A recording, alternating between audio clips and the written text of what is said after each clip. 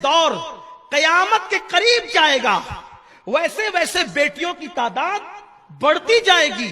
اللہ کے رسول علیہ السلام نے یہاں تک فرمایا کہ قریب قیامت ایک ایک مرد کی سرپرستی میں 50 عورتیں ہوگی۔ یہ حضور کا فرمان ہے۔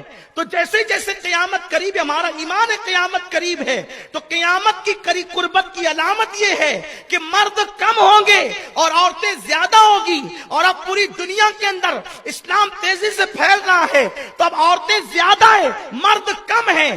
اور اگر اب تم ایک ایک ہی عورتوں پر اکتفا کرو گے تو پھر ان کے ساتھ کون شادیاں کرے گا؟ تو میرا مشورہ یہ ہے کہ جن کو اللہ نے دولت دی ہے، جن کو اللہ نے مال دیا ہے، جن کو اللہ نے اتنی استطاعت دی ہے، وہ ایک کے علاوہ 2 بھی کرے، 3 بھی کرے، 4 بھی کرے۔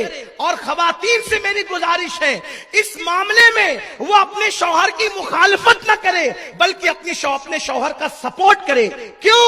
اس لیے کہ آج کی عورتوں کی سوچ اتنی گندی ہو چکی ہے کہ وہ شوہر کو زنا کرتے ہوئے دیکھنا تو پسند کرتی ہے مگر شوہر کو دوسرا نکاح کرتا ہوا دیکھنا پسند نہیں کرتی۔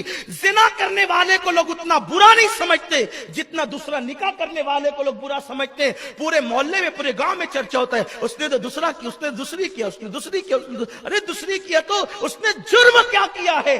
اسلام نے اجازت دی ہے مثنی و ثلاثہ و رباع، اور اللہ فرماتا ہے کہ 2 3 4 کر سکتے ہو۔ غوث پاک کی 4 بیویاں تھی، غریب نواز کی 2 بیویاں تھی۔ اسی طریقے سے ہمارے حضور صلی اللہ علیہ وسلم نے کثرت سے ازواج کیا، اور اسی طریقے سے حضرت سلیمان علیہ السلام کی تو درجنوں بتائی جاتی ہے۔ تو یہ عیب کی بات نہیں ہے۔